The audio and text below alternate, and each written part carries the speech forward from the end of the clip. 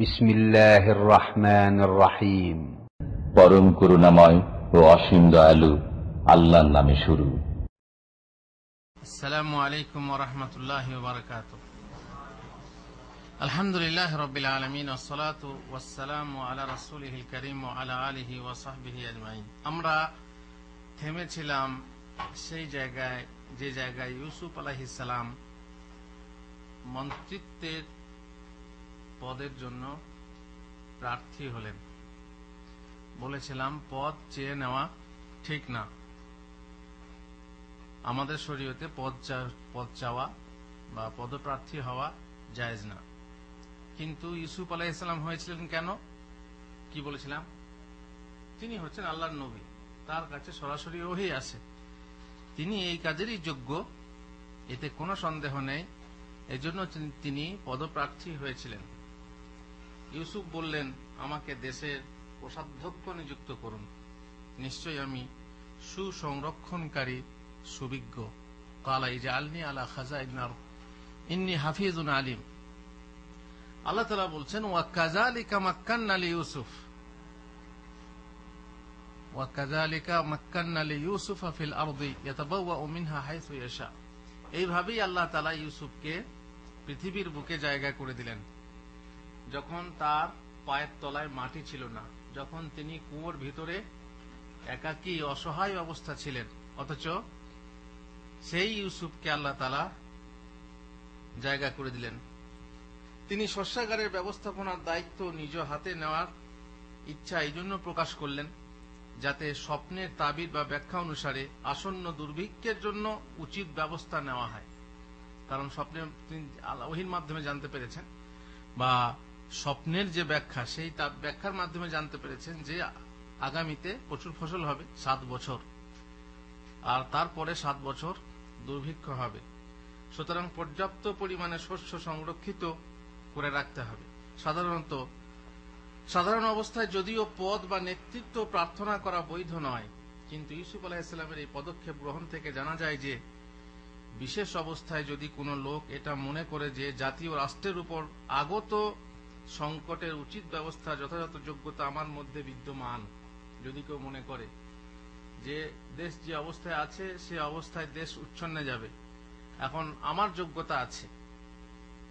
এখানে মনে করুন এই যে রুমটার ভিতরে এখন যদি কারো পেটে যন্ত্রণা হয়, তো এখানে যে ডাক্তার, তার দায়িত্ব হবে না যে আমি ডাক্তার, আমাকে চিকিৎসা করতে দাও। এখানে যদি কোনো কারেন্টের সমস্যা হয়, যে ইলেকট্রিশিয়ান, সে কি বলবে না যে হুজুর আমাকে ছাড়ে, নাকি আমি গিয়ে সেটাকে ঠিক করব? আমি যত বড়ই হুজুর হই, কারেন্টের কাজ তো আমার জানা নেই। সুতরাং তাকে তখন নিজে বলতে হবে যে কাজের দায়িত্ব আমাকে দেন। তো এই হিসাবে যা অন্যের মধ্যে নেই, বুঝে যে হ্যাঁ আমার মধ্যে আছে, তাহলে সে নিজের যোগ্যতা অনুসারে এই বিশেষ পদ প্রার্থনা করতে পারে। পক্ষান্তরে ইউসুফ আলাইহিস সালাম মূলত পদ প্রার্থনা করেননি, বরং যখন মিশরের রাজা তার সামনে এর প্রস্তাব দিয়েছিলেন, তখন তিনি এমন পদ গ্রহণের ইচ্ছা ব্যক্ত করলেন যাতে অধিষ্ঠিত থেকে তিনি জাতি ও রাষ্ট্রের সেবা সুন্দর ও সহজভাবে করতে পারেন। মহান আল্লাহ বলেন, এইভাবে আমি ইউসুফকে দেশে প্রতিষ্ঠা করলাম, যে বলা হলো কাযালিকা মাক্কান্না লিইউসুফ। সে ওই দেশে যেখানে ইচ্ছা অবস্থান করতে পারত। আমি যাকে ইচ্ছা তার প্রতি দয়া করে থাকি, এটা আল্লাহর ইচ্ছা। কাকে কুড়িয়ে নিয়ে এসে কাকে ফকিরকে বাদশাহ, বাদশাকে ফকির করতে পারেন তিনি। ইউসুফ আলাইহিস সালামের কি অবস্থা ছিল, যদিও তার প্রতি খাস দৃষ্টি ছিল, আল্লাহ খাস রহমত ছিল, খাস দয়া ছিল, কেননা তাকে নবী হইতে হবে, নবীর ছেলে নবী। তবুও আপনি যদি অন্যান্য মানুষের দিকে দেখেন, অন্যান্য মানুষের ক্ষেত্রে আপনি দেখতে পাবেন আল্লাহ তাআলা কাকে তিল থেকে তাল করেন এবং ফকির থেকে বাদশা করেন, যেমন বাদশা থেকেও ফকির করে দেন। কুলিল্লাহুম্মা মালিকাল মুলকি তু'তিল মুলকা মান তাশা ওয়া তানজি'ুল মুলকা মিম্মান তাশা ওয়া তু'ইজ্জু মান তাশা ওয়া তুযিল্লু মান তাশা বিয়াদিকাল খায়র ইন্নাকা আলা কুল্লি শাইইন কাদির। আল্লাহ তাআলা যাকে ইচ্ছা সম্মান, যাকে ইচ্ছা অসম্মান, আজকে সম্মানিত কালকে অসম্মান, আর যাকে ইচ্ছা আজকে রাজত্ব, কালকে তাকে ফকির করতে পারেন, আল্লাহর ইচ্ছা। একটা গল্প আপনাদের মনে আছে, এটা অবশ্য হাদিসের কথা না, গল্প। স্বামী স্ত্রী বসে রুটি খাচ্ছিল, হঠাৎ করে এক ফকির দরজায় এসে বলল, মা কে আছো বাড়িতে, আমাকে এক টুকরা রুটি দাও। দিয়ে স্বামী বলছে, যাও দিয়ে এসো, আড়াল থেকে ভাবে দিয়ে এসো। তো মেয়েটা একটু মানে পাশ থেকে দেখলো যে সেই ভিখারি হচ্ছে তার আগের স্বামী। রুটি দিয়েছে, সে কাঁদতে লাগলো। স্বামী বলল, তুমি এক টুকরা রুটি দিয়ে এলে, তাতে কাঁদছো কেন? এতে কি আমাদের কমে গেল? তুমি কাঁদলে কেন, কাঁদছো কেন? আল্লাহ আবার দেবে, বরকত দেবে। স্ত্রী বলছে, আমি এই জন্য কাঁদিনি যে আমার রুটি টুকরা বা কমে গেল, আমি কাঁদছি এই জন্য যাকে আমি রুটি দিলাম সে হলো আমার স্বামী, আগেকার স্বামী। সে এমন হয়ে গেছে, সে কত বড় লোক ছিল, সে ব্যবসায়ী ছিল, তার অহংকারের ফলে আমাকে সে তালাক দিল, এখন সে ভিক্ষা করে খাচ্ছে, এই ভেবে আমি কাঁদছি। তখন স্বামী বলল, হো তোমার আগের স্বামী কে? বলল, অমক শহরের বা অমক গ্রামের অমক। আর জানো, স্ত্রী বলছে যে একদিন এক ফকির এসেছিল, তাকে ঘাট ধরে ওই বার করে দিয়েছে, তাকে একটা রুটির টুকরো দেয়নি। তখন স্বামী বলছে, জানো সেই ফকির কে ছিল? সেই ফকির ছিলাম আমি। এই দ্বিতীয় স্বামী। খুব স্বাভাবিক, মানে ক্ষণিকে রাজা, ক্ষণিকে ফকির, সন্ধ্যাবেলায় রাজা আর সকালবেলায় ফকির, সকালবেলায় ফকির তো সন্ধ্যাবেলায় রাজা। আল্লাহর কাছে এটা কিছুই অসম্ভব না। এই জন্যই আল্লাহ বলছেন, কুল, বলো, আল্লাহুম্মা মালিকাল মুলক, তুমি হচ্ছ রাজত্বের রাজা, তুমি রাজত্বের মালিক, তুমি সারা বিশ্বের মালিক। তুইজ্জু মান তাশা, তুযিল্লু মান তাশা, তুতিল মুলকা মান তাশা, তুমি যাকে ইচ্ছা তাকে রাজত্ব দাও, যাকে ইচ্ছা তাকে ফকির করো, বাদশা করো, তোমার হাতেই হচ্ছে সমস্ত মঙ্গল। ইন্নাকা আলা কুল্লি শাইইন কাদিরা, তুমি হচ্ছ সর্ববিষয়ে সর্বশক্তিমান। ইউসুফ আলাইহিস সালামের এই কাহিনীতে বড় দুঃখ লাগে যে ভাইরা কত নিষ্ঠুর ভাবে তাকে কুয়োতে ফেলে দিয়ে এলো, আর সেই ইউসুফ আল্লাহর রহমতে আজ কি হলো? বাদশা, আল্লাহর রহমতে। সুতরাং ইউসুফ আলাইহিস সালাম এইভাবে রাজত্ব পেলেন এবং তিনি যেখানে ইচ্ছা সেখানে ফিরে বেড়াতেন। আমি যাকে ইচ্ছা তার প্রতি দয়া করে থাকি, আর আমি সৎকর্ম পরায়ণদের ফল নষ্ট করি না। যে ব্যক্তি ভালো কাজ করবে, যে সৎশীল হবে, তার বিনিময়ে আমি দুনিয়াতেও দিতে পারি, আমি নষ্ট করি না, আমি তাকে দেবো। এখন হিন্দিতে একটা কথা বলে, আল্লাহ কে পাস দের হ্যায় আন্ধের নেই। আল্লাহ তাআলা, হয়তো আল্লাহ তাআলার কাছে আপনি কিছু চাচ্ছেন, পাচ্ছেন না, তো আল্লাহর কাছে দের হয় কিন্তু আন্ধের হয় না। আন্ধের মানে যে আপনাকে একদম নিরাশ করে দেবে তা না, দেরিতেও আপনি হলে পাবেন। আল্লাহর কাছে আশা রাখলে, সে আশা যদি আপনার পাওনা হয়, আল্লাহ ইচ্ছা করেন, তো আল্লাহ কে পাস দের হ্যায় আন্ধের নেই, দেরি হোক কিন্তু নিরাশ হওয়ার কোনো কারণ নেই। সেই পাওয়া যদি আপনার প্রাপ্য হয় তো আপনি পাবেন এক সময়ে। অবশ্যই যারা বিশ্বাসী ও সাবধানী তাদের জন্য পরকালের পুরস্কার উত্তম। অবশ্য যদি আপনি দুনিয়াতে না পান তো এটাও ভাববেন না যে আল্লাহ আমাকে দিলেন না, আমি চাইলাম দিলেন না, আমি ভালো কাজ করি আমাকে দিলেন না, আমি তাহাজ্জুদ গুজার অথচ আমি এই জিনিসটা আল্লাহর কাছে চাইলাম পেলাম না, এটা না। কেন? ওয়ালা আজরুল আখিরাতি খায়রুল লিল্লাযিনা আমানু ওয়া কানু ইয়াত্তাকুন। আখিরাতের সওয়াব আপনার জন্য আছে, আর সেটা হচ্ছে দুনিয়ার সব থেকে বেশি উত্তম। বহু ভাই আছেন, আমি জানি বহু ভাই আছেন যারা দেশে গরিব মানুষ, যারা ছেঁড়া কাঁথায় ঘুম দিয়ে লাল টাকার স্বপ্ন দেখতেন।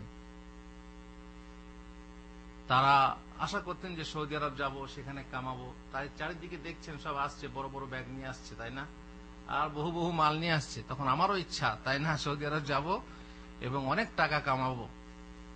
তাই কেউ ঘর বন্ধক রেখে, জমি বন্ধক রেখে, করে করে সুদের উপরে ঋণ নিয়ে সৌদি আরব এসে আল্লাহ তাআলা তাদের নিয়ত পুরা করে দিয়েছেন। এটা আল্লাহর ইচ্ছা। যদি কেউ সৎ পথে মতি, সৎ পথে গতি, রহিলে না রহে কাহারও ভয়। এভাবে যে যা চায় সে তাহাই পায়, এভাবে যে যা চায় সে তাহাই পায়, অসম্ভব আশা যদি চহায়।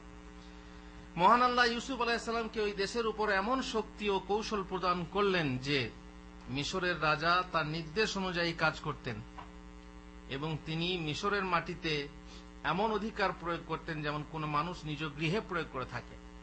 রাজা তো আসলে রাজা, তিনি হচ্ছেন মন্ত্রী। তিনি যেখানে ইচ্ছা সেখানে অবস্থান করতেন। পুরা মিশর ছিল তার পরিপূর্ণ অধীনস্থ।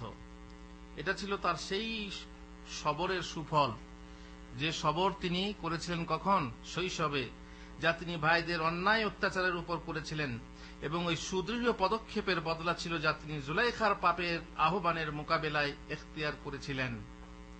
ওখানে তো সবর হলো। আর একটা সবর দেখেন, সবর কোন কোন সময়ে হয়। আপনার সামনে সবুর কয় প্রকার? সবর কয় প্রকার? বাদশা মিয়া আসেনি আজকে না? বাদশার কথা হচ্ছে, বাদশা নেই। সবর কয় প্রকার? সবর হচ্ছে 3 প্রকার। কি কি? আল্লাহর তকদিরে ধৈর্য। আল্লাহ যেটা তকদিরে লিখেছেন, বিপদ আপদ, সেগুলো তো আপনার হাত নেই। সেই বিপদ আপদে আপনার কোনো হাত নেই। যখন বিপদ আসবে সবুর করতে হবে। ইউসুফের এলো, ইউসুফের কোনো হাত ছিল? তাকে কুয়োতে ফেলে দেওয়া হলো, কি হাত ছিল? এতে সবর।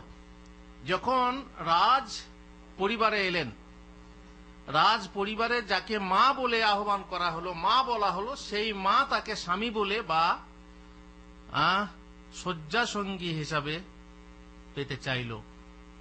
আর একজন যুবতী এবং আপনার মর্যাদা সম্পন্ন এবং উচ্চ ফ্যামিলির মহিলা, যার রূপ গুণ সবকিছুই আছে, তাকে নির্জনে পেয়ে ধৈর্য রাখা কঠিন না সহজ? কঠিন না সহজ? বিশাল কঠিন, বিশাল কঠিন। আমরা সারাদিন রোজা রাখি এবং সারাদিন যদি মেহনতের কাজ করি, আর ইফতারির আগে ঠান্ডা পানি সামনে দেখে ধৈর্য, কত বড় কঠিন, বিশাল কঠিন। ধৈর্য হয় না, মনে হয় রোজা ভেঙে ফেলি। কিন্তু আল্লাহর ভয় আমাদেরকে বাধা দেয়, আমরা সেই পানি ছুঁই না বা খাই না। এখানে আল্লাহর নিষেধ পালনে ধৈর্য, আর একটা ধৈর্য হচ্ছে আল্লাহর ফরজ পালনে, আদেশ পালনে ধৈর্য। আদেশ পালনে ধৈর্য কেমন? আল্লাহ তাআলা আদেশ করেছেন তুমি ফজরের নামাজ পড়বে, ফজরের নামাজ পড়বে, ঠিক আছে? এখানে মাজরার লোক যারা আছে, মাজরায় কাজ করছেন, শীতের রাত, কারেন্ট নেই বা কাফিল কারেন্ট দেয়নি বা সাখান নেই, ওটা কি বলে, হিটার নেই। এখন ফজরের আগে দেখলেন আপনার স্বপ্নদোষ হয়ে গেছে, ফজরের নামাজ পড়তে হবে। বহু মানুষ করে আচ্ছা জোহরে তুলে নেবো, তাই না? জোহরে কাজা করুন না, কিন্তু না, ফরজটা কি? ফরজটা যথাসময়ে আপনাকে গোসল করে আদায় করতে হবে। এখন সেই শীতে বাংলাদেশের নদীতে কিংবা পুকুরে গোসল করতে, যারা পুকুরে গোসল করেন তাদের কি অবস্থা হয় বলুন তো? তেমনি এখানেও, এখানে ঠান্ডা পানি, ঠান্ডা পানি, নলের পানি হলেও ঠান্ডা, সেই পানি গোসল করে আপনার ফজরের নামাজ পড়া, আল্লাহর আদেশকে পালন করা, ফরজ পালন করা কত কঠিন। এতে ধৈর্যের দরকার। ইউসুফ আলাইহিস সালাম 2 রকম ধৈর্যের পরীক্ষা দিয়েছেন, আল্লাহর তকদিরে ধৈর্য এবং আল্লাহর নিষেধ পালনের ধৈর্য। নিষেধটা কি? ব্যভিচার করো না। সুতরাং জুলেখার বিরুদ্ধে যে দৃঢ়তার পরিচয় দিয়েছেন তিনি, কত ধৈর্যের সাথে, যে নির্জনে থেকেও পাপে লিপ্ত হননি। তারপরে আরো ধৈর্যের দরকার হয়েছে কোথায়? জেলের ভিতরে। জেল, অন্যায় ভাবে তাকে জেলে দেওয়া হলো, সেখানেও তিনি কিছু বললেন না, বলার ছিল না, করতে পারতেন না কিছু। বরং 2 ভাবে, এক তো রাজার বিরুদ্ধে কিছু করা যায় না, দ্বিতীয়ত জেল থেকে ছাড়া পেলে তারও কোথাও উপায় নেই, কারণ তিনি হচ্ছেন দাস, কৃতদাস হিসাবে সেখানে আছেন। আর সেখানে মহিলাদের আধিপত্য আছে, মহিলারা তাকে ফিতনাগ্রস্ত করবে। এই জন্য তিনি কয়েদখানাতে থেকে ধৈর্যের পরীক্ষা দিলেন। ইউসুফ আলাইহিস সালাম এই পদ, সেই পদ ছিল, ইউসুফ আলাইহিস সালামের এই পদ সেই পদ ছিল যার উপর ইতিপূর্বে মিশরের সেই রাজা অধিষ্ঠিত ছিলেন, যার স্ত্রী ইউসুফকে ব্যভিচারের উদ্বুদ্ধ করার অপচেষ্টা করেছিল। কারো কারো মন্তব্য যে উক্ত রাজা ইউসুফ আলাইহিস সালামের দাওয়াত ও তাবলীগে মুসলমান হয়ে গেছিলেন। কোন রাজা? জুলেখার স্বামী। অনুরূপ কারো কারো মন্তব্য যে মিশরের রাজা ইতফিরের মৃত্যুর পর ইউসুফ আলাইহিস সালামের সাথে জুলেখার বিয়ে হয়েছিল এবং 2টি সন্তানও হয়েছিল। তাফসীরের কথা, সঠিক কোনো তথ্য জানা নেই। একজনের নাম আফরাইম এবং দ্বিতীয় জনের নাম হচ্ছে মিশা। তাহলে রাজার নাম কি ছিল? কি বললেন? ইতফির। ইতফির। তাহলে আফরাইম ছিল ইউসা বিন নুন ও আইয়ুব আলাইহিস সালামের স্ত্রী রাহমাতের পিতা। এটা তাফসীর ইবনে কাসিরে বিভিন্ন তাফসীরে উল্লেখ আছে, কিন্তু এ কথা কোনো বিশ্বস্ত সূত্রে প্রমাণিত নয়, তাই বিবাহ সংক্রান্ত কথাটা বিশুদ্ধ বলে মনে হয় না। আল্লাহ জানে। আরো সব বলা হয় যে জুলেখা বুড়িয়ে গেলেন ইউসুফ, তখন কি হবে? তখন ইউসুফ আলাইহিস সালাম এর জন্য জুলেখা যেহেতু কামনা করেছিল, জুলেখাকে পুনরায় যুবতী করে দেওয়া হলো, বিয়ে হলো, এইসব বলা হয়। আল্লাহ জানে, ভালো আল্লাহ জানে। উক্ত মহিলার পক্ষ থেকে পূর্বে যে ব্যভিচারমূলক অসদাচরণ ছিল, তার কারণে এক নবী পরিবারের সাথে তার বৈবাহিক সম্পর্ক কায়েম হওয়ার কথা নেহাতি অনুচিত মনে হয়। কারণ একটা মেয়ে খারাপ দিকের দিকে মন যাবে, সে মেয়েকে নবীর স্ত্রী করা হবে, এটাও একটা কেমন খারাপ দেখায়। এই জন্য মনে হয় না যে ইউসুফ আলাইহিস সালামের সাথে জুলেখার বিয়ে হয়েছিল। আরো একবার স্মরণ করিয়ে দিই কিছু মানুষের জন্য যারা বলে প্রেম করেছে ইউসুফ নবী, তার প্রেমে জুলেখা বিবি গো। হ্যাঁ, প্রেমের মরা জলে ডোবে না, তাই না? তো গজল, হ্যাঁ, মাইজ ভান্ডারি গান, এই গান দিয়ে তারা গান গায়, প্রেম করেছে ইউসুফ নবী না। কে প্রেম করেছিল? জুলেখা, ইউসুফ নবী না। এটা ভুল কথা। আমাকে একজন বলল প্রেমের মরা জলে ডোবে না, এই কথাটা ভুল হুজুর। টাইটানিক দেখেছেন? টাইটানিকে দেখা যায় যে মারা গেল, নিয়ে জলে ডুবে গেল। প্রেমিক প্রেমিকা শেষকালে পাটা ধরে থাকতে থাকতে জলে ডুবে গেল। দিয়েছে ইউটিউবে, কি বলে ইউটিউব বলছে, ফেসবুকে তো আজকাল বুঝতেই পারছেন। তো প্রেমের মরা জলে ডোবে না, এই কথাটাও ভুল। এখন যদি সে কেউ প্রেমিক প্রেমিকা ঝাঁপ দেয় পানিতে মরার জন্য, জলে ডুববে না? হ্যাঁ, তাই হয়। কেউ মাফ করে? আগুনের পূজা করলে আগুন কখনো জ্বালাতে ছাড়বে না। যাই হোক, এটা সাবধান করার জন্য বললাম যে এরকম বিশ্বাস রাখবেন না বা এরকম প্রতিবাদ করবেন ইউসুফ প্রেম করেছে ইউসুফ নবী, কোনোদিন হতে পারে না। এ ব্যাপারে আমি লিখেছি আমার যুব সমস্যা ও তার সারি সমাধান বইতে। এ ব্যাপারে প্রেম নিয়ে কথা আছে। যারা এখনো কোনো নোংরা প্রেমে ফেঁসে আছেন, কোন মেয়ের প্রেমে ফেঁসে আছেন, অবৈধ প্রেমে ফেঁসে আছেন, কি কাউকে ভালোবাসার অভিনয় চালিয়ে যাচ্ছেন, কিংবা সত্যিই কাউকে ভালোবেসে ফেলেছেন এবং তার সঙ্গে সংযোগ বা যোগাযোগ রেখে চলেছেন চিঠির মাধ্যমে, টেলিফোনের মাধ্যমে, তারা সাবধান হয়ে যান এবং এই বইটা একবার পড়ুন, প্রেম। আর যদি কেউ বলেন যে আমি ফেঁসে গেছি, ছাড়তে পারছি না, তবুও বইটা পড়েন, কারণ ওখানে প্রেম রোগের চিকিৎসা বলে দেওয়া হয়েছে। হ্যাঁ, সুতরাং প্রেমিক প্রেমিকার জন্য এই ক্যাসেট বা এই সিডি দেখাও জরুরি এবং ওই বইটা পড়াও জরুরি। কিছুকাল পর শুরু হয়ে গেল দুর্ভিক্ষ। কিছুকাল মানে 7 বছর, টাইমই তো ছিল। 7 বছর পর এবারে জুলেখার কাহিনী শেষ। এবার কার কাহিনী? ইউসুফের কাহিনী। ভাইদের সাথে এখনো হিসাব বাকি আছে। দুর্ভিক্ষ শুরু হয়ে গেল, যা মিশর দেশের সমস্ত এলাকা ও শহরকে আক্রমণ করলো, এমনকি কানান পর্যন্ত। কানান কোথা? কানান কোথা? কার দেশ? ইয়াকুব আলাইহিস সালামের, ইউসুফ আলাইহিস সালামের নিজের বাড়ি, হ্যাঁ, বাপের বাড়ি কানান। কানান তো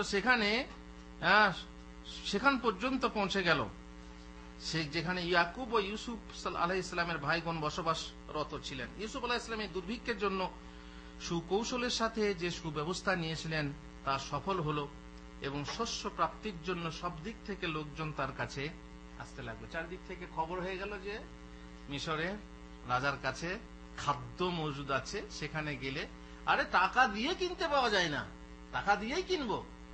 আল্লাহ তাআলার কেমন ইচ্ছা দেখেন।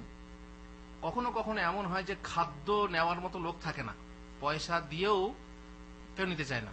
আজকাল আমাদের দেশে আলুর অবস্থা দেখছেন, আলু বিক্রি হয় না। এত আলু হয়েছে, আল্লাহ এত আলু দিয়েছেন, মাঠে আলু পড়ে আছে, কেউ নেয় না, পয়সা দিয়েও নেয় না। 1.5 টাকা 2 টাকা কিলো কেউ নেয় না। আর গতবারে কি হলো, 40 টাকা 30-40 টাকা কেজি হয়ে গেল। তো কখনো এরকম, কখনো এরকম। আল্লাহ তাআলার ইচ্ছা। চারিদিকে খবর হয়ে গেল যে অমুক জায়গাতে শস্য দেওয়া হচ্ছে, পয়সা দিয়ে, চলো পয়সা দিয়ে নিয়ে, কিংবা যাদের পয়সা নেই তারা চেয়ে খাবে, সমস্যা কি। চারিদিক থেকে আসতে লাগলো।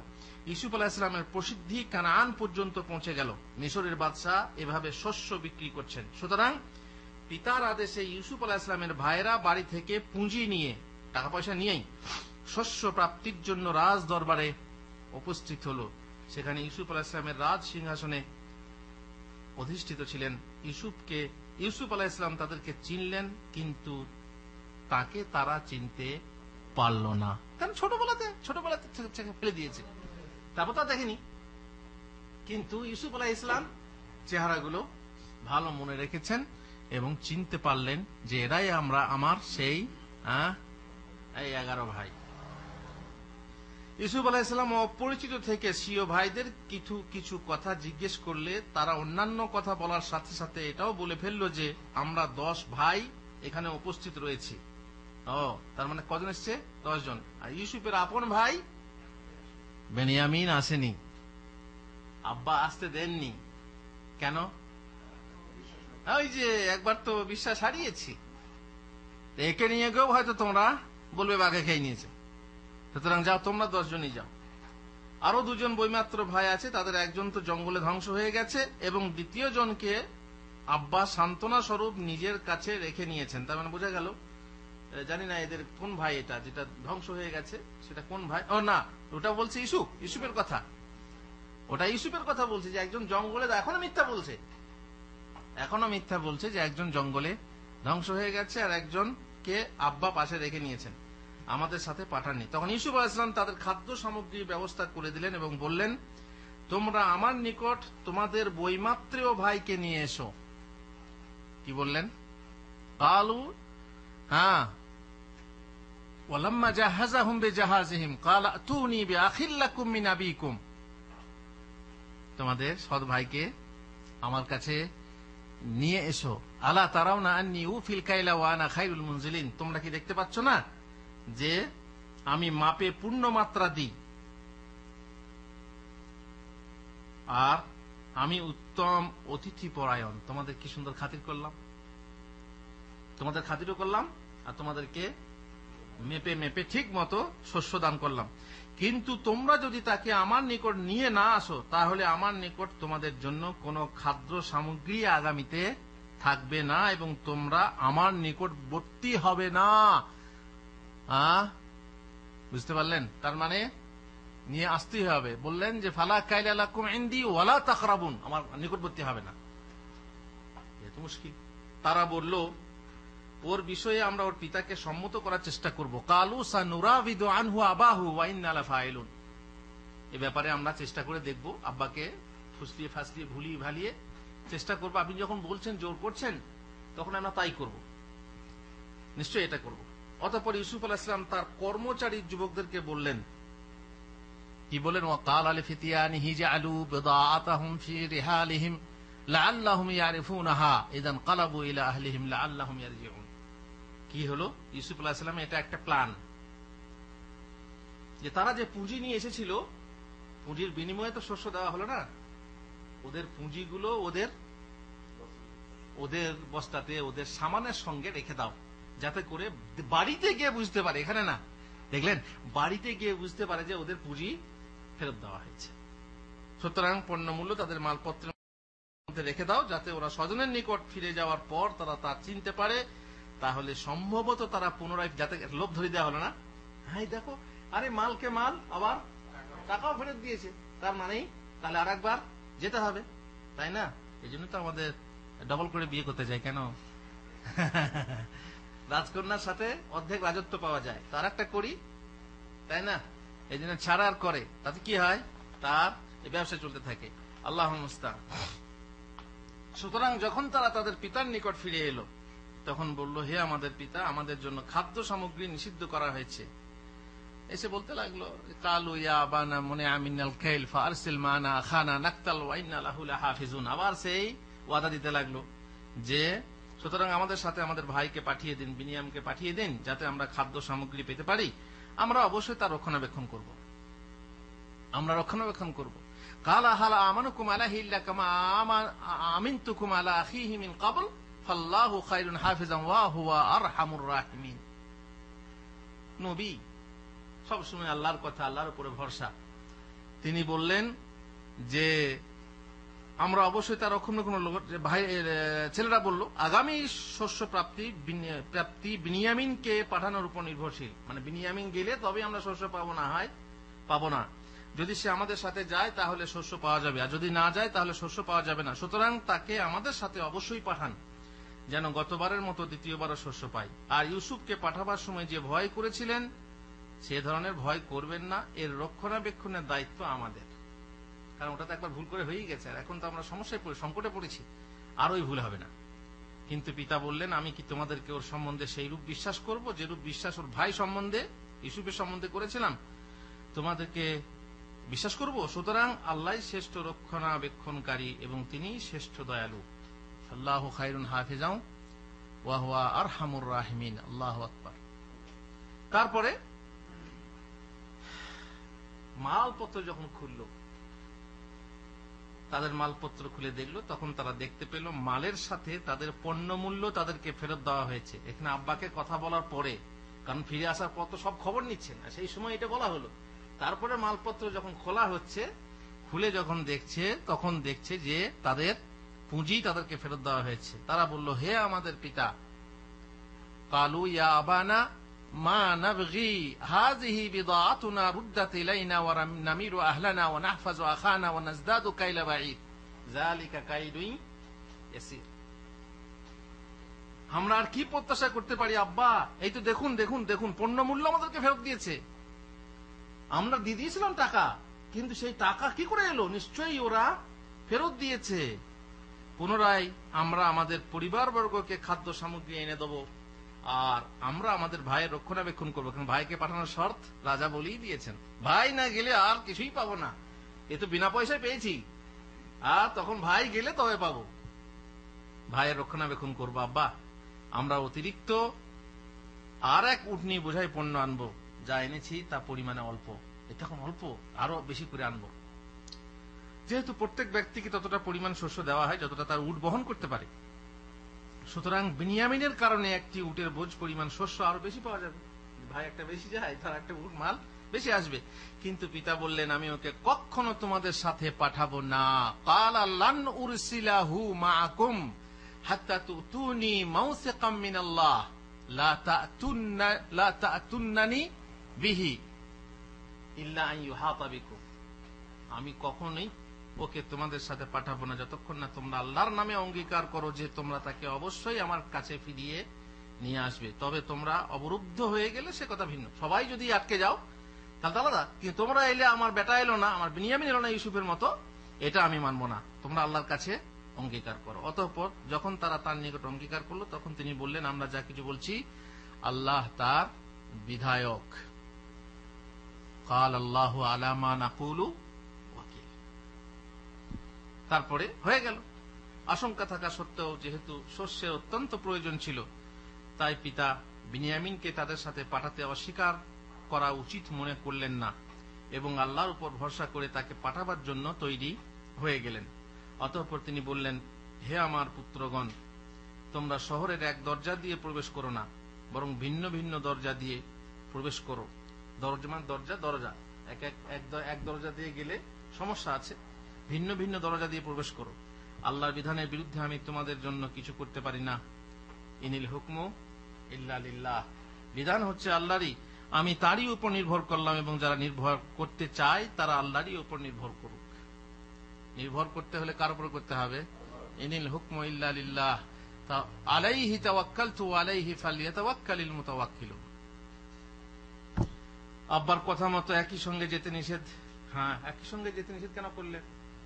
একই পিতার 11 জন পুত্র যারা দেহের উচ্চতা, আকার, আকৃতিতে শ্রেষ্ঠ, যখন একই সাথে একই স্থান অথবা দলবদ্ধভাবে কোথাও গিয়ে অতিক্রম করে, তখন সাধারণত লোকেরা আশ্চর্য এবং হিংসার দৃষ্টিতে দেখে, আর এটাই নজর লাগার কারণ হয়ে দাঁড়ায়। সুতরাং তিনি তাদেরকে বদনজর থেকে বাঁচাবার জন্য উপায় স্বরূপ এই নির্দেশনা দিলেন, একসাথে যেও না, আলাদা আলাদা ভাবে যেও, হিংসা হতে পারে। সুতরাং যখন তারা তাদের পিতা তাদেরকে যেভাবে আদেশ করেছিল সেভাবেই মিশর প্রবেশ করলো, তখন আল্লাহর বিধানের বিরুদ্ধে ওটা তাদের কোনো কাজে আসলো না। ইয়াকুব আলাইহিস সালাম শুধু তার মনের একটা অভিপ্রায় পূর্ণ করেছিলেন মাত্র, আর তিনি অবশ্যই জ্ঞানী ছিলেন, নবী তো। তার উক্ত নির্দেশনা বাহ্যিক উপায়, সতর্কতা, সুব্যবস্থা স্বরূপ যা অবলম্বন করার আদেশ মানুষকে করা হয়েছে, কিন্তু এর মাধ্যমে আল্লাহর পক্ষ থেকে নির্ধারিত ভাগ্যে কোনো পরিবর্তন ঘটতে পারে না।